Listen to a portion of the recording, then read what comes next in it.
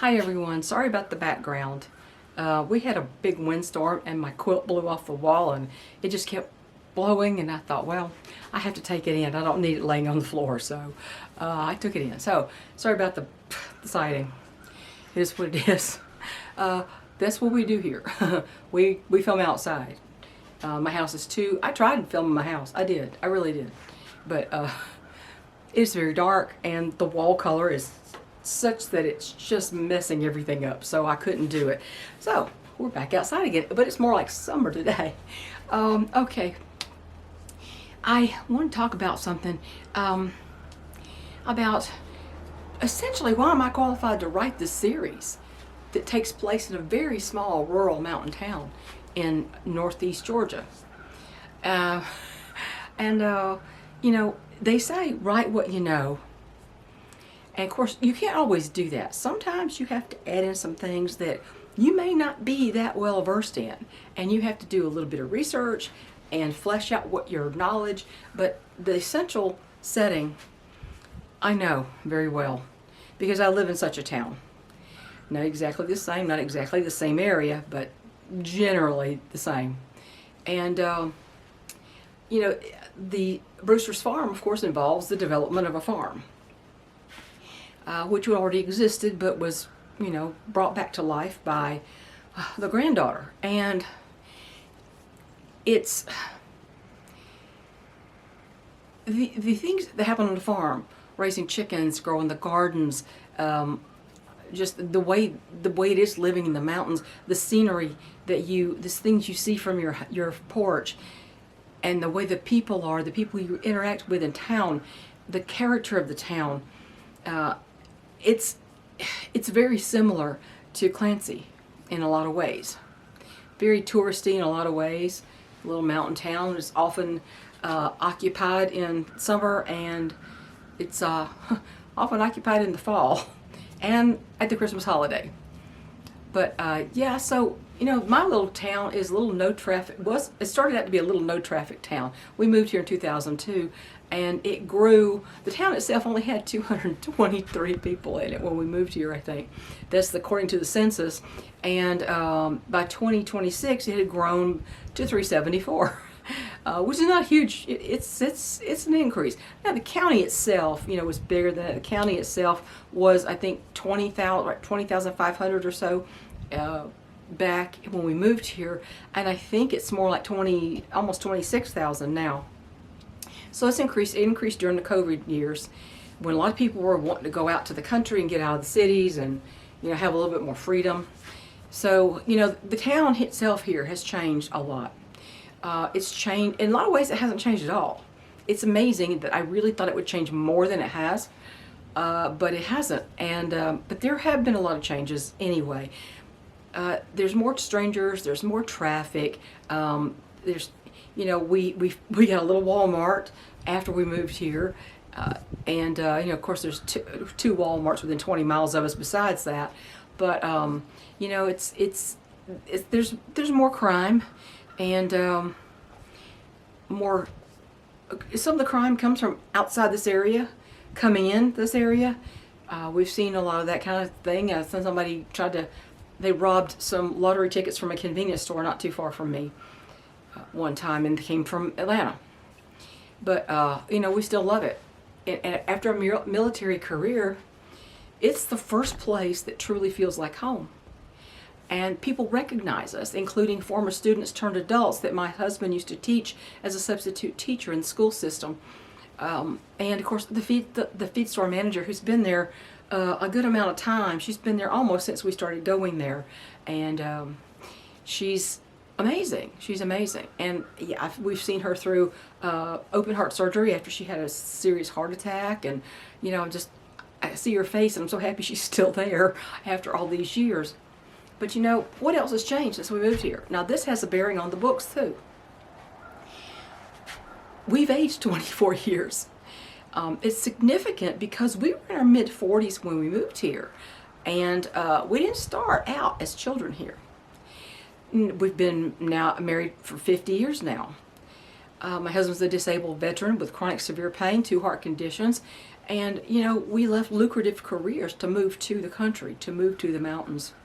And we live on limited income. So there's a lot of similarities with some of the characters in this town. They vary, they do vary, and a lot of things I drew from my experience living here.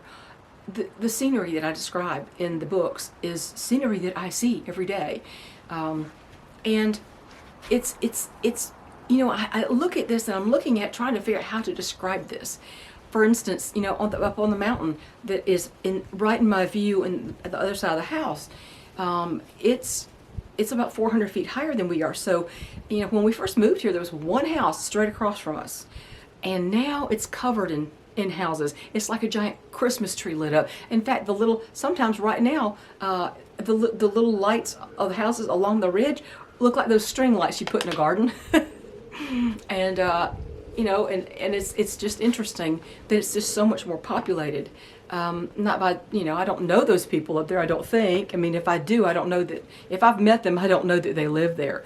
But anyway, so, the sensory prose in the book is real. The prose that describes the descriptions of the way I feel sometimes when I come back here, and the way I feel about it, the way I see it, the beautiful sights, the not so pretty sights, everything is in these books. And I've always encouraged people to love where they live and live where they love, live where they want to. If you want to go on vacation every year, if you really love it better than where you live, maybe you should live there. Yes, I know there are considerations with jobs and such, but and there's not a lot of jobs in these little towns.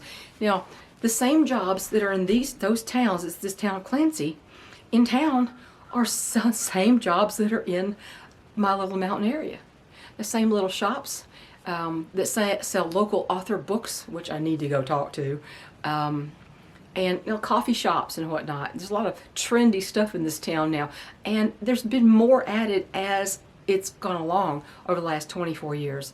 And that's the way it is in Clancy now. This book 3 that I'm writing, I'm up to, I think, about 54,000 words. I've got roughly 20,000 words to go. I have some events that I must describe to go in there, and I have to transition naturally from one to the other in logical progression. So this town, these people love the town. They love these people. They've known a lot of these people all their lives, the ones that have always lived there. And we haven't always lived here, but we picked this place and we built our life around it. And that's kind of what the people in Clancy have done, the people that are latecomers to the area, to the town. But I don't know everything, obviously, about everything. For instance, I had to research several things. I had to research some information about law enforcement in small towns. And, I just conveniently have a really wonderful friend who is going to beta read this 3rd book for me, which has some, procedural things and just some minor things that are told in passing, but I didn't want to get anything wrong. And that's not why I asked her to do it. Obviously, she volunteered, but it's not really why I asked her to do it, because she has experience in that. It's just because I value her opinion, and it's just a bonus that she knows these things. Her own daughter is an undersheriff in a small town in northeast Georgia. Undersheriff is, the lead deputy, I guess you could say. So I had to figure these things out. For instance, we were career military, and we even though, and it's been a while, my husband retired in the 90s. And with 25 years total experience in the military, in the Air National Guard and in the military. And so somebody in some of the new generation in Clancy developed an interest in joining the military. And I thought, okay, well, I want this person to pick a base that's still open, because I don't want to. It's been a long time, and some bases have closed, and I'm not sure which career specialties are at each base.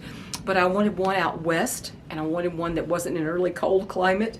And so I've been researching one in New Mexico, and the specialties that are there, and some of them overlap with what my husband did in the military. So, you know, and then I have to explore that. And now, you know, he signed up for 6 years every time. But can you do that now? I had to research if that's still the option, that you can sign up for 6 years, and, you know, signing bonuses and that kind of thing apply to certain career fields if they need the people in that. They're basically paying them to come in, that kind of thing. So I had to research that, even though it's in my experience. My experience was from back then, not now, and things do change. But, you know, so there are aspects of our own lives that have made their way into these stories in this fictional town. Some are purely fictional, and I've never met anybody like them. But, you know, sometimes I wonder what would happen if we'd moved here 20 years earlier, in our 20s instead of our 40s. I think it would have been different. I think our sons would have had a different experience of being here. And, you know, I had to research this stuff. There are other things about, you know, penalties for certain crimes. I had to research a little bit of that. So I'm writing what I know, but if you only write what you know, sometimes you don't have that much material to write with, depending. Anyway, that's all I want to say. Brewster's Farm is out, and Iris's in September is out, and pretty soon book number 3 is going to be out this summer. Thanks for listening. Bye.